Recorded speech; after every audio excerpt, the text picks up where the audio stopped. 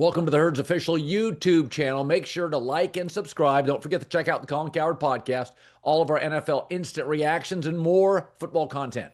Yeah. So Dallas is 1-2-1, and Dallas feels pretty good about themselves. The Packers are 2-1-1, and they think the sky is falling. Take a deep breath, Green Bay fans. You are still, for the third year in a row, the youngest team in the NFL. In the last 2 weeks, part of being young is you can't figure out how to close out games against inferior teams. You just can't figure it out. The Eagles, the Chiefs, the Rams, they got veterans. They close out those games. That playoff experience, that wisdom. Green Bay is crazy talented, but Matt LaFleur isn't the head coach. He's a chaperone. This roster is full of 24, 25-year-olds. And there's not many great corners in the league. And let's be honest, George Pickens had a day. You let go of your most talented corner to Baltimore, so you came in a little corner light. Micah Parsons did not help. Where's the pass rush? I'm not seeing it. 1 sack. So this was just two very comfortable quarterbacks, Jordan Love and Dak Prescott, and they, as they say, ate. They had 6 touchdowns, no picks. They had all day to throw. They were both comfortable. They completed 75% of their throws. And it's the NFL. The Saints gave Buffalo in Buffalo trouble. The Chargers got whacked by Jackson Dart. 57-yard field goals or chip shots. Every third kick is blocked. And yesterday in Dublin, Aaron Rodgers looked 24 years old. So it's like this is what it is. The weather's still very good, so the offense is good. You can throw the ball down the field. It'll get cold. Teams won't be able to throw the ball down the field. Teams will be more injured. That was just two really good quarterbacks. Both were incredibly comfortable. And Packer fans can be fatalists. It's like you're going to win the division. You got a bunch of bad teams coming up. Let's be honest. You beat a Lions team with 2 new coordinators that was trying to find themselves. And I got a little high on you, and you did too. And then you beat the Commanders on a short week at home, and Jaden Daniels wasn't 100%. And then you play, you're feeling yourself. And then you play a couple teams, and you have a fourth quarter lead against Cleveland, and you blow it. Jordan Love had a rare bad pick. And then last night, your clock management wasn't very good. But again, this is the youngest team in the NFL. Now you've got to stretch, Packer fans, where you face Cardinals, Panthers, Bengals. You could be 6-1-1 coming up and be fine. This is September football. It's crazy.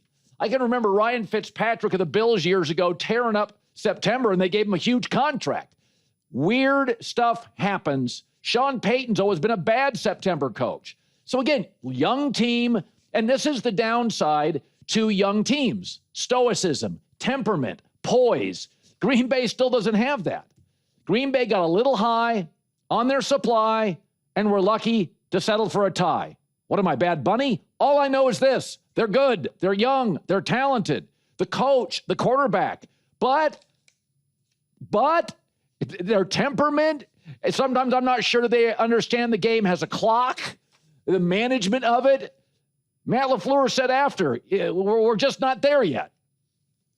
I think anytime mistakes happen, it's disappointing, whether it's year 3 with your group of guys or you got a rookie in there. It really doesn't matter at the end of the day because nobody cares. Bottom line is you got to get it right. The operation was just way too slow. Like, I don't know if our guys didn't know we were in 2-minute or what, but ultimately the communication's got to get better. Myself to Jordan to the huddle, and that's the bottom line. For the record, I thought the Micah Parsons deal, I said Green Bay is pretty stacked. It's a great roster. They don't need a first-round pick because they got their quarterback, and they've got their weapons, and they've got with Micah, they got a pass rush, so they don't need first-round picks. They can get away with it for about 2 years. But Micah hasn't really delivered on the promise, right? Like overall, not getting the quarterback enough. By the way, if you're Dallas, you have to feel great this morning. Think about this. I'm Dallas. Everybody crapped on that Micah trade. My take is the Cowboys are going into the next 2 drafts. They don't need a quarterback, and about 8 to 10 teams do. And now they got 4 first-round picks, and they could turn those into other second, third, fourth-round picks. So Dak playing this well, and the Cowboys, even without CeeDee Lamb, moving the ball this well, Dallas is in a great spot. They have something they haven't had in years, a healthy quarterback, 2 really good receivers when CeeDee Lamb comes back. Yeah, they don't have Micah, but they have 4 first-round picks, which gives them unbelievable financial and draft flexibility. Dallas, I'm Dallas. I'm watching last night, and I'm like, you know how lucky they are that Dak is better post-surgery? I mean, they got to feel, you guys all crushed the Micah Parsons move. And I said, Micah's good for Green Bay. He's what they need. Dallas is going to be fine. They're going to be fine. They're actually significantly better than I thought. So just take a deep breath. Green Bay, Dallas feel pretty good. They should. I'm looking at the Green Bay schedule now. I got at home against Cincinnati. By the way, Cincinnati plays tonight. It'll be a short week. Arizona, you trust them. Carolina, you get Philadelphia at home. Pittsburgh, a lot of W's coming. Take a deep breath. All right. It is official. The Kansas City Chiefs are back, and the Chiefs are in Lamar Jackson's head. Lamar Jackson, 5 for 5 on that first drive. The minute he got off script, Lamar Jackson was awful. Had a passer rating of 51. So Steve Spagnuolo has seen him so many times. My opinion, they got a little bit of a beat on him. He's got 10 touchdowns and 9 giveaways against Kansas City. And again, Achilles had his heel and Superman had his kryptonite. Everybody's got somebody. And I just think he struggles with them. And simultaneously, Lamar Jackson is struggling. I don't want to hear about the defensive injuries. Everybody's banged up. Minnesota barely could field an offensive line. I don't want to hear about it. It's Baltimore's offense that worries me. Lamar doesn't work against Kansas City. They faced him so many times, they're in his head.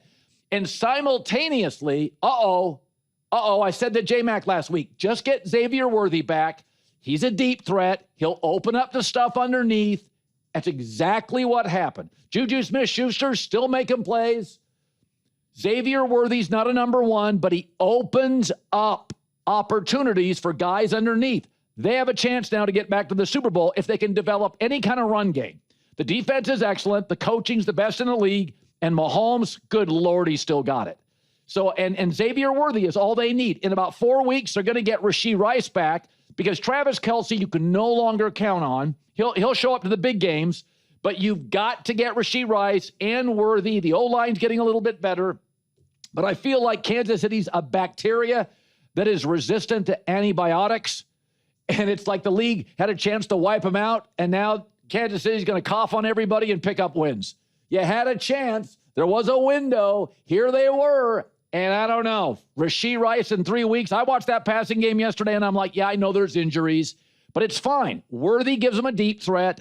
That will open it up for Rashee Rice and Juju Smith-Schuster, so you'll have a 1, a gadget guy number 2, and a 3, and Travis Kelce be good in big games. And the other hallmark of the Chiefs is they don't beat themselves. They had 1 turnover this year. Eagles, Kansas City, and Buffalo. They just don't turn the ball over. So I think you've got to feel, I feel like Kansas City watching that game. I don't feel I'm overreacting. It does take time. You can't go into a game without Worthy and Rashee Rice and an older Travis Kelce and no run game. You got to give them something. At the trade deadline, they have to consider an upgrade, either O-line or run game. But I think you come out of this thing, they've worked very hard. Worthy mattered. Rice around the corner.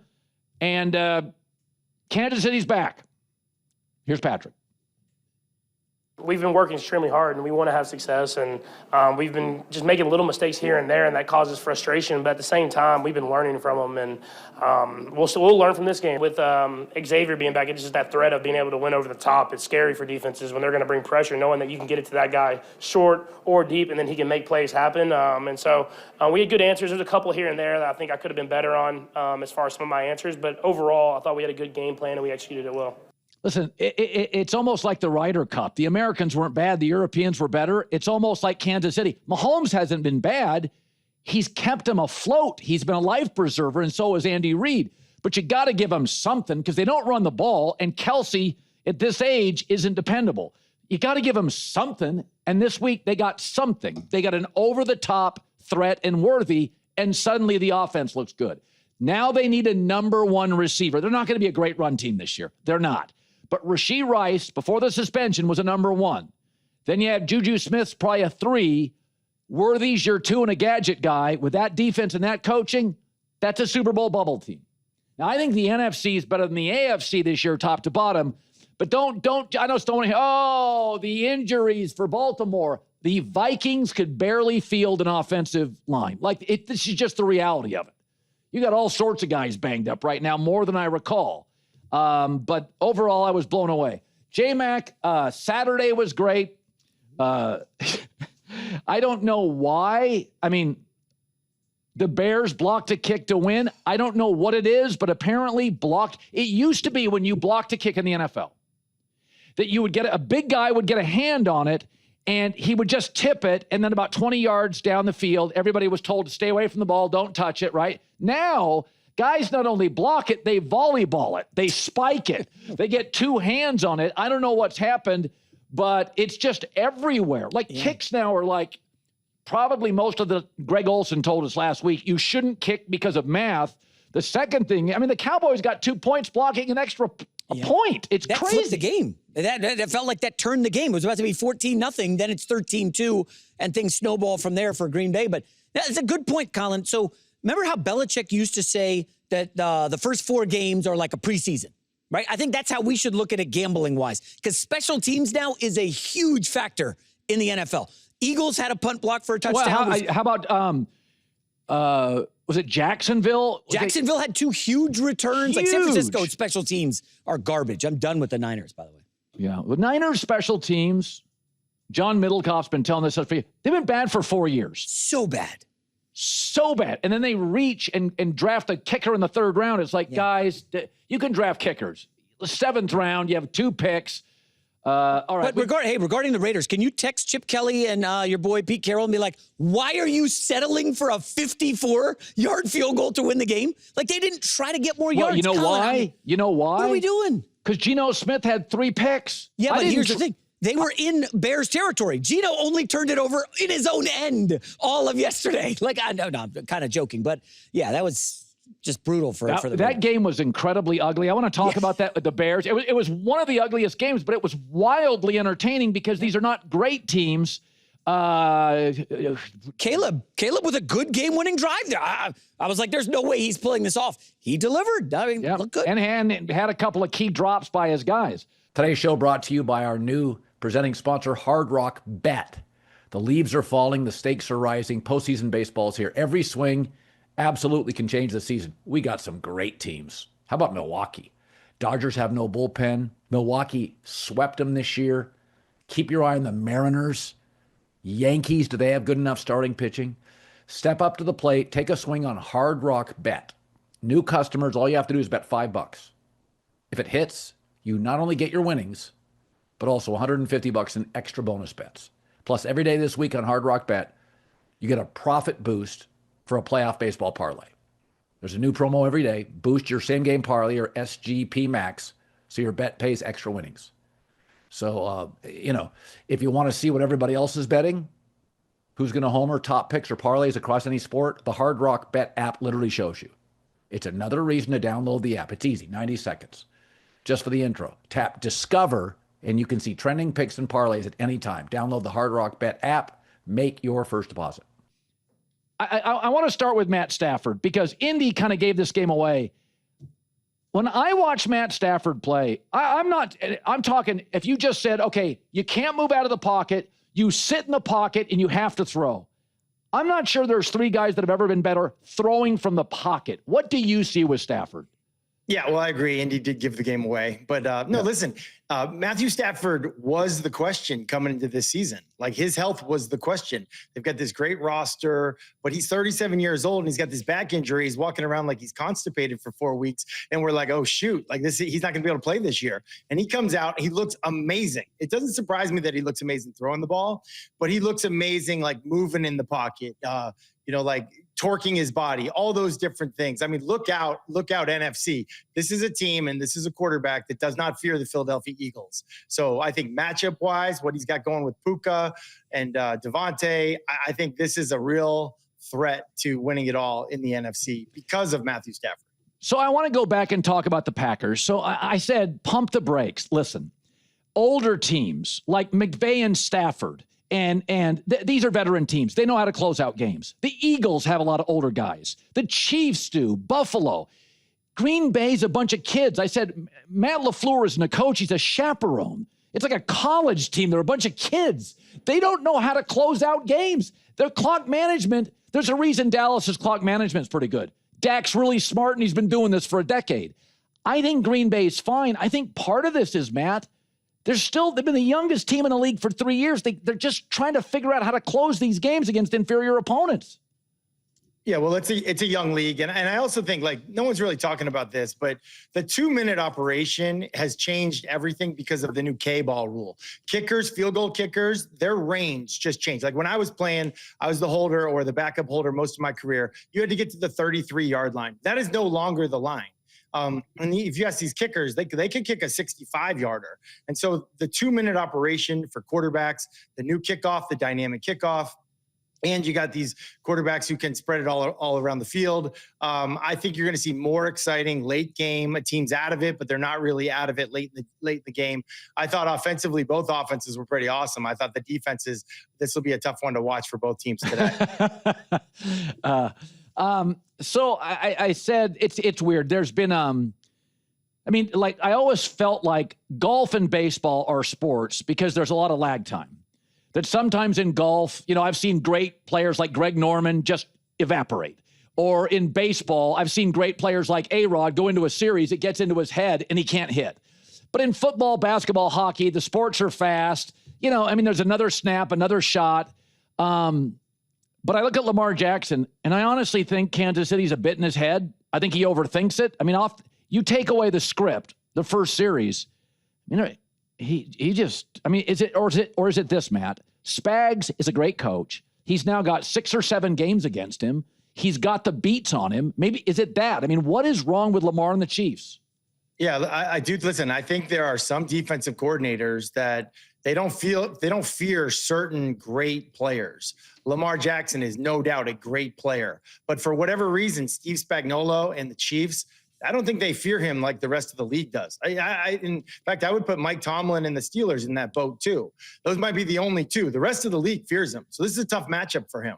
And I think that, I just remember when I was in Seattle, we felt like we could beat anybody. We felt good going up against, Ray Lewis's defense, the Ravens. We felt good about them. But there were some teams we didn't feel good about. Like Mike Martz, the greatest show on turf, going up against his teams.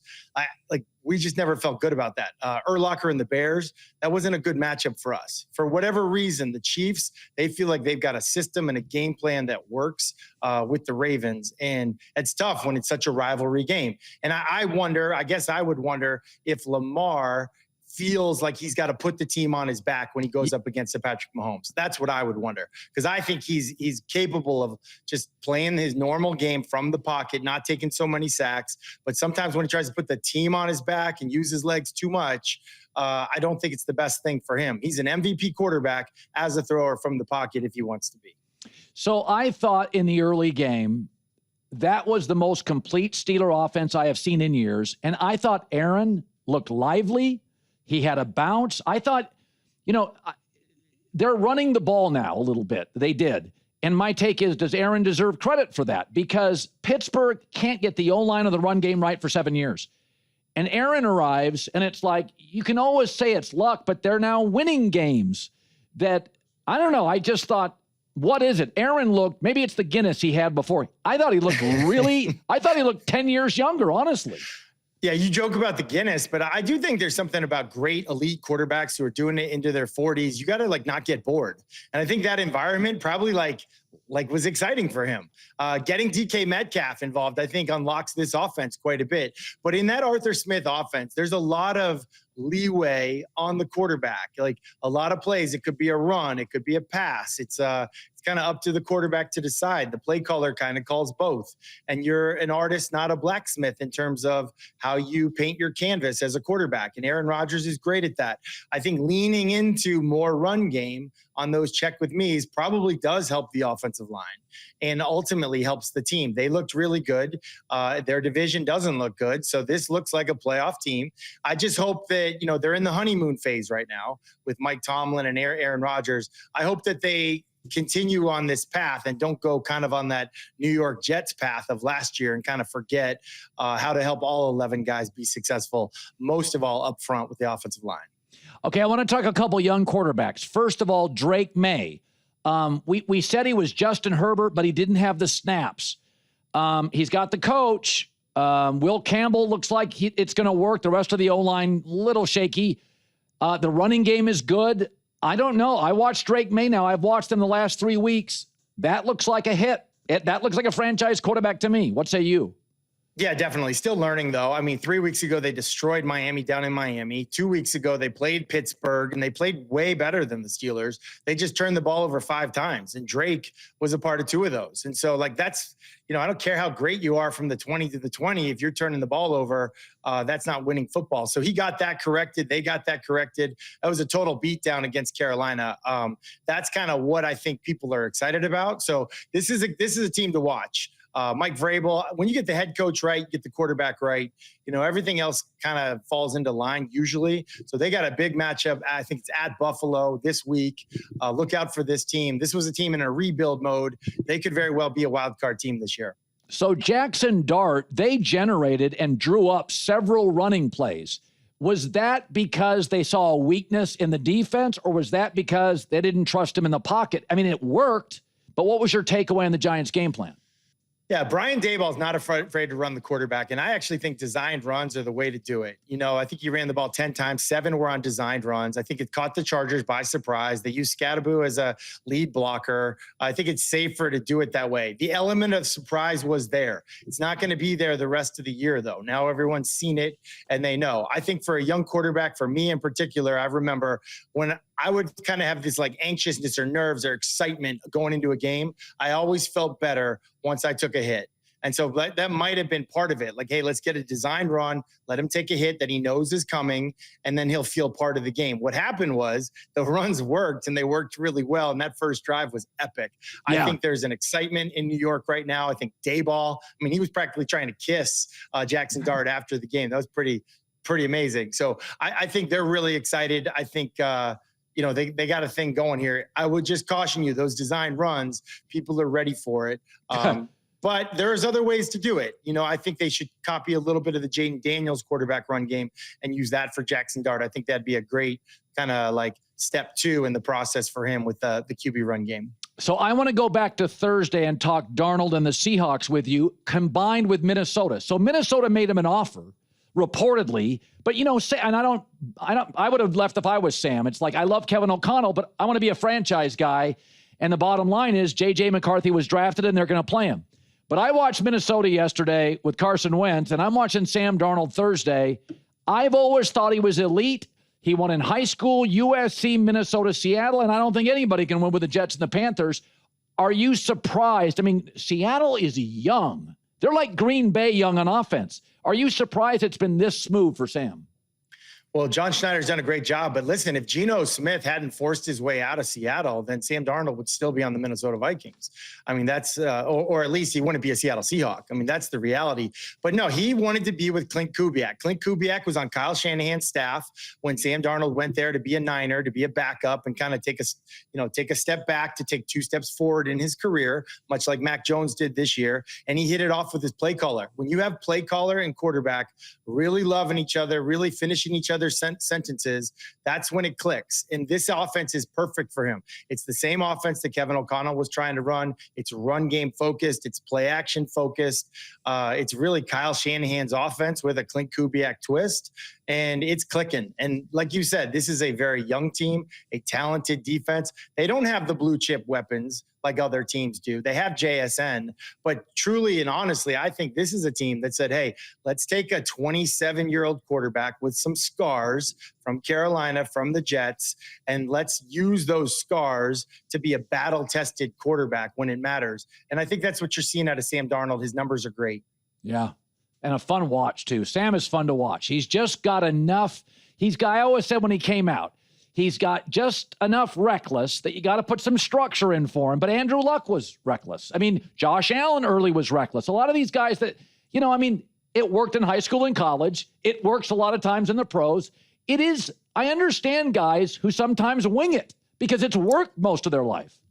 Well, there's a difference between like going through your progression, you say, you go 1, 2, and then you take off and run or try to use your legs. I think what Sam's done a great job of this year is he's gotten through number 5 in his progression. He'll go 1, 2, 3, 4, 5, and then run. And even when he does run, it's 2 hands on the ball, eyes downfield, not looking at the rush. And that's where success happens. And even when the play is broken down, some of their most explosive plays this year have been when he has started to scramble, eyes downfield, and he'll take a shot downfield to a JSN or someone like that. And that's quarterbacking. That's elite level NFL quarterbacking, not high school, freshman football, college quarterbacking. There is a difference, and that's what it is. Matt Hasselbeck, as always on a Monday, crushed it. Thanks, bud. See ya.